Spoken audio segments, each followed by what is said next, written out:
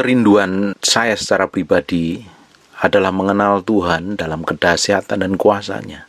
Makanya setiap hari saya meluangkan waktu untuk berdoa, menyembah, menyelami kebenaran firman Tuhan, merenungkan firman itu. Dan saya merindukan mengalami Tuhan secara pribadi. Karena saya percaya seseorang yang mengalami Tuhan secara pribadi, hidupnya pasti berubah. Kelakuannya berubah, karakternya berubah. Pelan-pelan akan dibawa untuk menjadi serupa segambar dengan Tuhan. Bapak Ibu, ketika Bapak Ibu mendengarkan firman seperti ini, atau Bapak Ibu datang ke ibadah ke gereja, atau Bapak Ibu saat teduh, atau melakukan doa apapun juga namanya, menara doa, doa fajar, puasa, dan lain sebagainya, adalah kerinduan pertama adalah ingin kenal Tuhan secara pribadi, mengalami Tuhan secara pribadi. Ketika kita mengalami Tuhan, karena ada kerinduan dari dalam batin kita ini yang haus dan lapar akan Tuhan. Kita memiliki kelaparan akan Tuhan. Seseorang yang lapar dan haus akan Tuhan, tidak mungkin dia akan tenang, pasti dia akan mencari Tuhan. Di Mazmur 105, ayat yang keempat, carilah Tuhan dan kekuatannya, carilah wajahnya selalu. Di Yesaya 55 ayat yang ke-6, carilah Tuhan selama ia berkenan ditemui, berserulah kepadanya selama ia dekat. Seseorang yang mencari Tuhan, memiliki kerinduan yang dalam dari Tuhan itu bukan karena keinginannya sendiri, tapi ada keinginan Tuhan yang ditaruh di dalam hatinya. Ada rasa haus dan lapar yang begitu rupa. Kalau kita memiliki rasa haus dan lapar akan Tuhan, kita akan berusaha bagaimanapun caranya untuk mengalami Tuhan secara pribadi. Makanya selama Bapak Ibu ini masih memiliki rasa haus dan lapar akan Tuhan, artinya kondisi manusia rohmu itu sehat. Seseorang yang tidak memiliki rasa haus dan lapar akan Tuhan, sebenarnya dia sedang sakit secara rohani. Kalau kita nggak ada pingin kenal Tuhan, nggak ada kerinduan pingin mencari Tuhan, nggak ada rasa haus dan lapar akan kebenaran, itu artinya sedang sakit. Kalau kita perhatikan, ketika kondisi kita ini lemah, sakit, meriang, atau apapun juga lah, kita malas makan, minum pun malas, makan pun malas. Kita hanya nyantai pun badan rasanya nggak enak sama sekali, maunya berbaring dan rebahan. Tapi ketika orang itu sehat secara rohani, dia akan memiliki rasa haus dan lapar. Dia akan coba cari makanan untuk mengenyangkan tubuhnya. Karena metabolismenya di dalam tubuhnya itu normal sekali. Makanya seseorang yang memiliki rasa haus dan lapar akan Tuhan, secara rohani dia akan sehat. Saya bersyukur setiap hari banyak orang yang mau mendengarkan firman yang saya sampaikan. Bahkan ada orang-orang yang haus dan lapar. Satu generasi yang memiliki kehausan dan kelaparan akan Tuhan, merindukan Tuhan, mengalami Tuhan secara pribadi.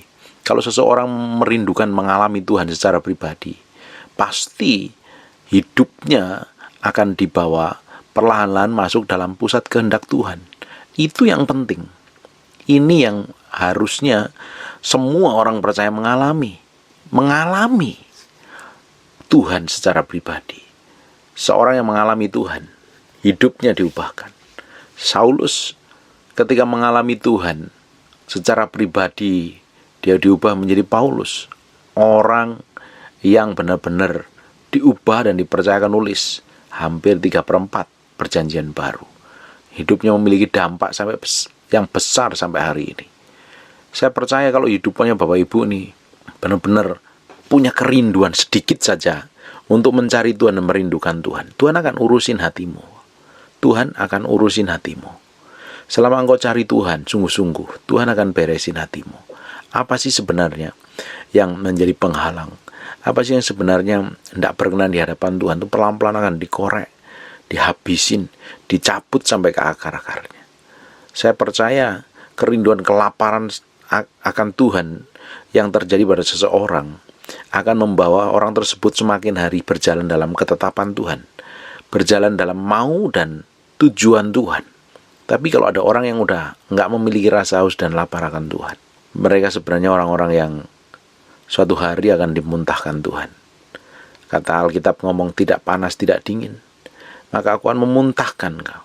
Saya bersyukur hari ini generasi-generasi banyak dibangkitkan, memiliki kelaparan, kehausan akan Tuhan, merindukan Tuhan, bukan hanya sekedar menjamah dirinya sendiri, tapi menjamah suatu negeri, menjamah orang lain, memulihkan, melakukan satu kegerakan rohani yang besar. Dimulai dari rasa haus dan lapar kita ini. Kerinduan dan kelaparan kita akan Tuhan akan menyedot hadirat Tuhan itu melimpah memenuhi hidup kita. Ketika kita ini berdoa sungguh-sungguh dan karena ada rasa haus dan rindu akan Tuhan sungguh-sungguh, ingin kenal hatinya, ingin kenal pribadinya. Dan ketika Bapak Ibu mulai diam dan nyembah Tuhan, Bapak Ibu tidak fokus pada diri sendiri loh. Yang Bapak Ibu fokuskan hanya ingin kenal Tuhan, mengenal kasih-Nya, mengenal hadirat-Nya. Tanpa sadar Bapak Ibu alami, terus Bapak Ibu lakukan 10 menit, 15 menit, 30 menit, terus dilakukan. Karena ingin kenal Tuhan, kenal wajah-Nya. Tiba-tiba Bapak Ibu dibawa masuk dalam hadirat-Nya. Bapak Ibu lupa dengan diri sendiri, lupa dengan kebutuhan sendiri, tenggelam dalam hadirat Tuhan, tenggelam dalam pribadi Tuhan. Tanpa sadar, lebih dari 30 menit berlalu, 45 menit berlalu, sejam berlalu. Kalau itu dilakukan terus setiap hari, hubunganmu dengan Tuhan itu begitu dekat. Hubunganmu dengan Tuhan begitu indah. Dan itu perlu dilakukan setiap hari. Setiap hari dilakukan. Ini perlu proses.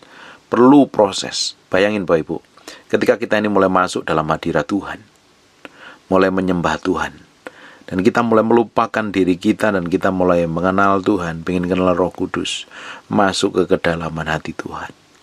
Tanpa Bapak Ibu sadarin, kita dibawa masuk ke dalam dunia yang berbeda, alam yang berbeda, alam hadirat Tuhan, alam kuasa Tuhan, alam keajaiban, alam kedahsyatan, dan alam pengurapan Tuhan. Bapak Ibu bisa bayangin efeknya, dampaknya setelah Bapak Ibu berdoa. Ketika Bapak Ibu terjun ke dalam pelayanan, ketika Bapak Ibu memimpin keluarga, ketika Bapak Ibu bekerja, melangkah kemanapun berada, hadirat yang di kamar doa itu akan menyertai Bapak Ibu semuanya. Hadirat itu terus menyertai kemana engkau melangkah, kemana engkau berjalan. Nah, tanpa disadarin, kita nggak perlu berlutut lagi waktu berdoa. Bapak Ibu tanpa sadarin bisa berjalan, bisa ngobrol, bisa belanja sambil nyetir. Tiba-tiba hatimu tuh melengket dengan Tuhan. Tiba-tiba mudah sekali ngomong, Tuhan aku cinta Engkau, Tuhan aku mengasihimu, Tuhan aku pingin Engkau, aku pingin kenal Engkau. Ada kerinduan, ada rasa haus dan lapar yang terpelihara terus. Ada rasa keingintahuan kita dengan Tuhan itu begitu kuat sekali. Nah, kita mulai membaca firman, bukannya sekedar membaca sebuah sejarah, sebuah buku tulisan mati, tapi ketika firman yang kita baca itu dihidupkan seperti rema, tulisan-tulisan itu seperti hidup muncul, seperti melompat masuk ke dalam hidup kita. Itu power sekali loh. Jadi orang yang hidupnya mengalami seperti itu, saya percaya kita Mazmur ngomongkan, firman Taurat Tuhan itu membuat mata bercahaya kok. Orang yang hidupnya haus dan lapar akan Tuhan, ketika dia merenungkan firman, membaca firman, hatinya berkobar-kobar karena dapat pewahyuan, dapat pengertian yang baru. Dan tidak mungkin orang baca Alkitab hari ini malah banyak ngantuk, banyak jadikan obat baca Alkitab. Kalau susah tidur baca Alkitab aja yang rumit-rumit, kitab imamat itu yang nggak tahu jeluntrungannya seperti kemana, dan akhirnya capek dan tidur. Tapi ketika kita diurapin Tuhan, mengalami kedalaman dengan Tuhan, ketika kita ini mulai berdoa terus nyembah Tuhan, bukannya sekedar kata-kata biasa, tapi kata-kata yang keluar dari hati kita, mulai memuji, pengagungan terus dan kita lupa dengan diri kita sendiri. Kita mulai masuk ke kedalaman firman Tuhan, ke kedalaman hati Tuhan, nyembah terus. Tiba-tiba firman yang selama ini kita baca itu hidup dan berkuasa. Makanya kitab Mazmur ngomong, Taurat Tuhan itu membuat mata bercahaya. Saya percaya orang yang dapat rema matanya bercahaya, berbinar-binar. Kalau kita semuanya mengalami Tuhan seperti ini, Bapak Ibu bisa bayangin, engkau ketemu masalah bukan jadi masalah buat hidupmu. Masalahnya sebagai ujian saja. Kau bisa memandang masalah yang kamu hadapi dengan cara yang berbeda. Ketika kau mengalami tekanan hidup, engkau tahu fokusmu kemana kok. Kalau engkau mengalami Tuhan secara pribadi. Ketika engkau mulai ditekan masalah yang bertubi-tubi, menghadapi masalah yang rumit, kelihatannya nggak ada jalan keluarnya. Tapi ketika engkau memiliki hubungan kedalaman dengan Tuhan yang berbeda, dengan cara yang berbeda, kau lupa dengan dirimu sendiri, lupa dengan masalahmu, kamu fokus pada Tuhan. Makanya tidak mungkin ada orang Kristen yang memiliki hubungan pribadi dengan Tuhan dan kenal kebenaran itu bisa stres, depresi, sampai panik. Tidak mungkin. Seseorang yang kenal Tuhan, mengalami Tuhan, mengalami firman Tuhan di dalam hidupnya, tidak mungkin orang tersebut depresi, panik, stres, sampai ingin mengakhiri hidupnya. Karena dia tahu siapa yang dia layanin. Dia tahu hidupnya itu seperti apa di hadapan Tuhan. Dia tahu firman-Nya begitu kuat dan berkuasa atas hidupnya.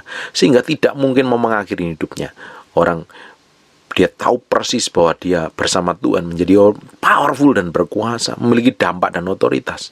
Tapi orang-orang yang jauh dengan kebenaran firman Tuhan, orang yang tidak bisa mengendalikan dirinya dengan baik, orang yang tidak bisa mengendalikan jiwanya, apa yang dia pikir, apa yang dirasa, apa yang dia mau, tidak bisa dikendalikan, ditaklukkan kepada kebenaran firman Tuhan. Orang itu ketika menghadapi masalah mulai stres, mulai panik, nggak tahu jalan keluarnya, mulai putus asa. Tapi orang-orang yang mengalami Tuhan, orang yang mencari Tuhan dengan kesungguhan hati, setiap hari bergaul dengan firman, dia tahu persis janji firman Tuhan itu buat hidupnya. Dan ketika mulai dia masuk dalam hadirat Tuhan, mulai menyembah Tuhan, mulai menyenangkan Tuhan, dia lupa dengan kebutuhannya. Dia hanya pikirin bagaimana hidupku menyenangkan Tuhan, bagaimana hidupku mengasihi Tuhan setiap hari, bagaimana hidupku berjalan dalam ketetapan-Nya. Yang dipikirkan hanya bagaimana menyenangkan Tuhan dan menyenangkan Tuhan, bagaimana setiap langkah hidupku berjalan dalam ketetapan-Mu ya Tuhan. Dia menjaga rasa haus dan laparnya begitu kuat. Setiap harinya ingin kenal Tuhan. Dia bisa bekerja seperti layaknya orang biasa bekerja di kantor, tapi hatinya melekat dengan Tuhan. Hadirat Tuhan menyertai hidupnya, sehingga dia ngobrol sama temannya, ngomong dengan cara yang berbeda, sikap yang berbeda. Dia hidup sesuai dengan ketetapan Tuhan. Kalau dia jadi bos, dia di kantor, dia nggak akan serampangan sembrono ngambil keputusan, memperlakukan karyawannya. Dia akan memperlakukan seperti Tuhan memperlakukan orang-orang. Ketika dia jadi ibu rumah tangga, dia akan menjadi ibu rumah tangga yang berbeda. Karena dia tahu patokan hidupnya untuk mengelola rumah tangganya sesuai dengan kerajaan Allah. Kalau jadi anak-anak, jadi anak yang berbeda. Dia tahu respek dan hormat dengan orang tua. Ketika seseorang mengalami Tuhan secara pribadi, setiap hari mengalami Tuhan setiap hari, makanya harus memiliki pengalaman mengalami Tuhan setiap hari. Setiap orang, jangan mengalami Tuhan hanya di gereja, ditumpangi tangan pendeta. Jangan mengalami Tuhan hanya sekedar knowledge, pengetahuan, pelajaran yang kita pelajari di sekolah Alkitab, mungkin dari buku-buku rohani. Itu tidak cukup. Kita harus kenal Tuhan secara pribadi. Pengenalan kita akan Tuhan secara pribadi itu kan yang merubah yang di dalam kita. Merubah yang di dalam kita. Cara pandang kita dirubah, harus sesuai dengan cara pandangnya Yesus Kristus Tuhan. Cara berpikir kita harus berpikir seperti yang Tuhan mau. Berjalan dalam ketetapan Tuhan dan ketetapan Tuhan. Rasa haus dan lapar kita begitu kuat menguasai hidup kita, sehingga kita benar-benar hanya merindukan Tuhan. Seseorang kalau sampai kepada titik ini, kepuasannya, kesukaannya bukan hal duniawi, hal yang sifatnya materi. Kesukaannya adalah bagaimana aku menyenangkan Tuhan, bagaimana aku didapatin berkenan di hadapan Tuhan, bagaimana aku berjalan dalam ketetapan Tuhan. Materi, kalau diberkati puji Tuhan, kalau ada puji Tuhan, tapi bukan jadi yang utama dan terutama, bukan menjadi tujuannya. Jabatan, aset, apapun juga, harta, uang yang melimpah, deposito, bukan tujuan utamanya. Kalau ada puji Tuhan, diberkati puji Tuhan, tapi itu bukan yang utama. Yang diutamakan adalah orang-orang model seperti ini adalah bagaimana setiap hari didapatin Tuhan tersenyum dengan apa yang dia kerjakan, apa yang dia lakukan. Ketika dia berdoa, dia nggak fokus pada dirinya sendiri. Dia fokus dengan tujuan Tuhan dalam hidupnya. Bagaimana hidupnya menjadi dampak buat orang lain. Bagaimana hidupnya dipakai untuk memulihkan orang lain. Fokusnya pada diri sendiri mati. Saya percaya orang yang kenal Tuhan, sungguh-sungguh dia akan mati terhadap diri sendiri. Saya baru ngerti dan tahu baru sadar dibukakan Tuhan. Orang yang hidup ikut Tuhan harus pikul salib sangkal diri, mati terhadap diri sendiri. Sampai lupa sama doa buat diri sendiri, lupa mikirin diri sendiri. Yang dipikirin adalah Tuhan, menyenangkan Tuhan, dan jadi berkat buat orang lain. Orang-orang yang seperti ini kalau datang kepada Tuhan hancur, hatinya hancur, dia nangis, hanya pengen kenal Tuhan, mencintai Tuhan dan mengasihi Tuhan. Mencintai Tuhan dan mengasihi Tuhan, gak ada yang lain. Bapak Ibu, ketika Bapak Ibu berdoa saat teduh ke gereja, bukankah tujuannya untuk mencari Tuhan? Apa benar mencari Tuhan sesungguhan hati atau sekedar rutinitas? Ketika Bapak Ibu dengar firman Tuhan, bukannya ingin kenal Tuhan secara pribadi. Kenal Tuhan secara pribadi. Dengar khotbah hamba Tuhan yang diurapin itu bagus. Dengerin pengajaran itu bagus. Datang ke ibadah itu bagus. Semuanya itu baik. Tapi Bapak Ibu harus kenal Tuhan secara pribadi. Mengalami Tuhan. Mengalami Tuhan. Mengalami kedalaman firman Tuhan sampai kita benar-benar ngerti dan perlahan-lahan kita kenal pribadinya dan hati kita diubahkan. Cara pandang kita berubah, sikap kita berubah, dan kita terus berjalan dalam ketetapan Tuhan setiap hari. Bapak Ibu bisa bayangkan seseorang yang berjalan dalam ketetapan Tuhan. Bapak Ibu bisa bayangkan seseorang yang hidupnya berjalan dalam mau dan berdiri dalam pusat kehendak Tuhan. Hidupnya akan menjadi dampak yang besar buat orang lain.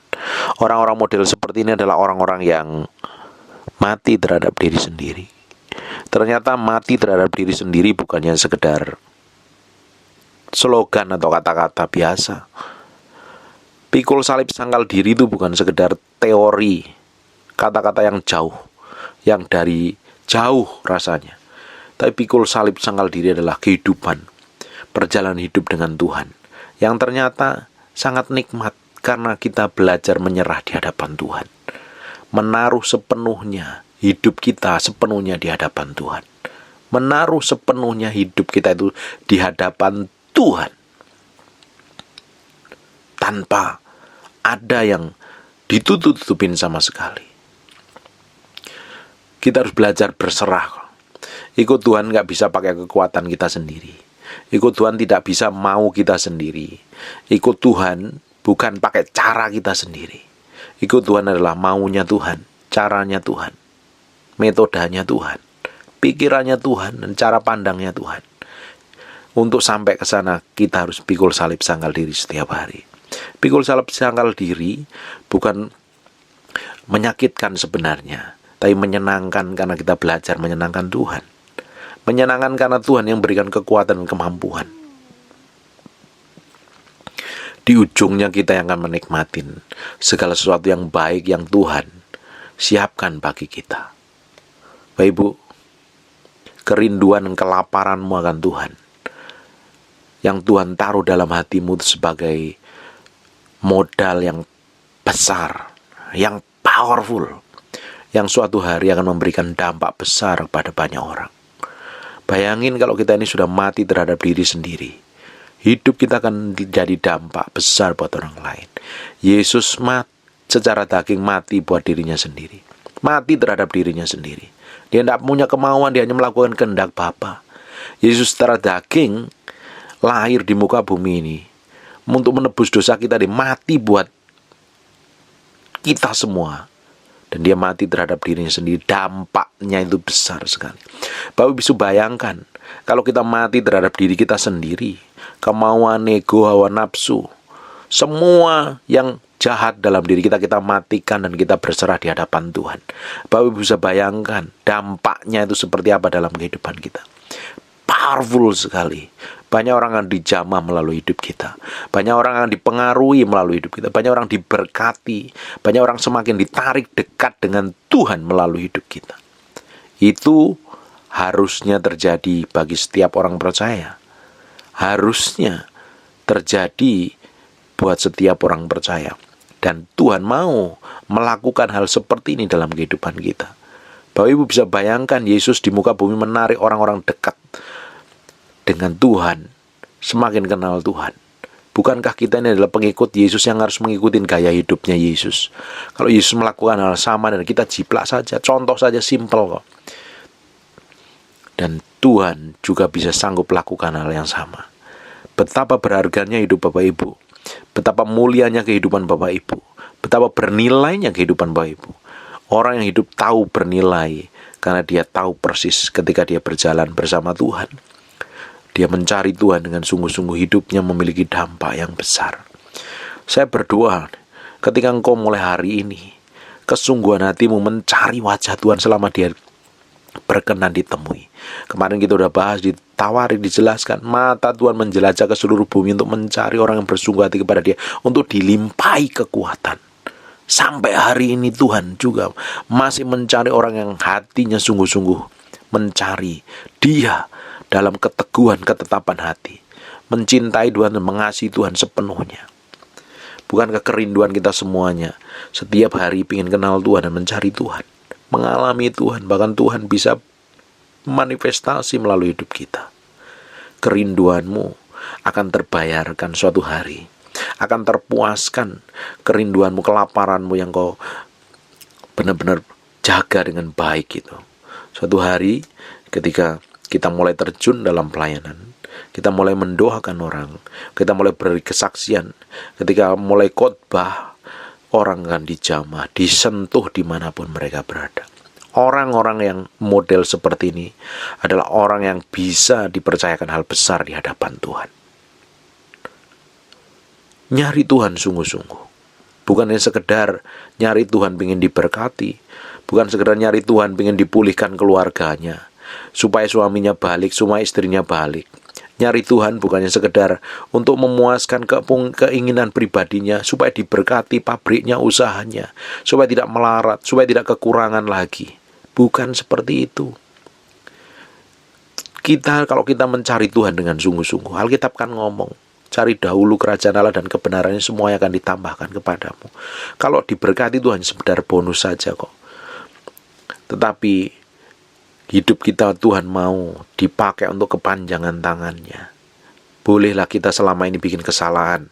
Mungkin karena kesalahan dan pelanggaran kita banyak orang tersandung, banyak orang terluka, sakit hati, bahkan melakukan jauh daripada Tuhan karena kita pernah melakukan kejahatan-kejahatan di masa lalu. Banyak orang kita lukai dan sakitin, banyak orang kita kecewakan. Selama Bapak Ibu mendengar firman ini, balik kepada Tuhan. Tuhan sanggup memulihkan hidupmu. Mulai cari Tuhan sungguh-sungguh. Mulai luangkan waktu masuk dalam dimensi kedalaman dengan Tuhan, mengalami Tuhan. Bapak Ibu, semua hamba Tuhan yang muncul di permukaan di Alkitab adalah hamba Tuhan yang memiliki hubungan yang dalam dengan Tuhan. Daud tahu persis bagaimana memiliki hubungan yang dalam dengan Tuhan. Hidupnya gak enak, alami proses. Yusuf mengalami proses. Semua hamba Tuhan, Paulus mengalami proses. Semua hamba Tuhan yang tulis di Alkitab, hidupnya mengalami proses peremukan. Proses peremukan yang di dalam ini harus diremukkan seremuk-remuknya, supaya dagingnya, dirinya gak muncul. Yang muncul adalah Yesus Kristus Tuhan. Bahkan sampai hari ini, semua hamba Tuhan yang Tuhan pakai di atas, rata-rata di antara orang lain adalah hamba-hamba Tuhan yang memiliki hubungan pribadi dengan Tuhan. Hamba-hamba Tuhan memiliki kedekatan dengan Tuhan. Hamba-hamba Tuhan yang memiliki pengalaman yang dalam dengan Tuhan. Tidak heran dia dipercayakan hal besar. Tidak heran dia percayakan perkara-perkara yang besar dalam hidupnya. Hari ini, kesempatan kita untuk mencari Tuhan. Sungguh-sungguh. Cari Tuhan. Kenali Tuhan. Dan mulai luangkan waktumu Sungguh-sungguh tutup matamu, matikan semua HP-mu dan mulai dekat dengan Tuhan. Sembah Dia, sembah Dia, kenalin Dia, kenalin Dia. Terus dilakukan 5 menit, 10 menit, 30 menit, 45 menit, terus dilakukan setiap hari. Setiap hari. Sejak saya mengalami Tuhan dan kenal Tuhan secara pribadi, sejak saya pertama kali mengalami kelahiran baru, sejak saat itulah saya cari Tuhan setiap hari. Saya puasa setiap hari. Cari Tuhan, saya pengen kenal Tuhan. Pengen kenal Tuhan, gak pengen kenal yang lain. Hanya pengen kenal Tuhan. Dan sampai suatu saat, Tuhan percayakan banyak hal dalam hidup saya. Ketika saya pelayanan, banyak orang diubah karena dijamah Tuhan.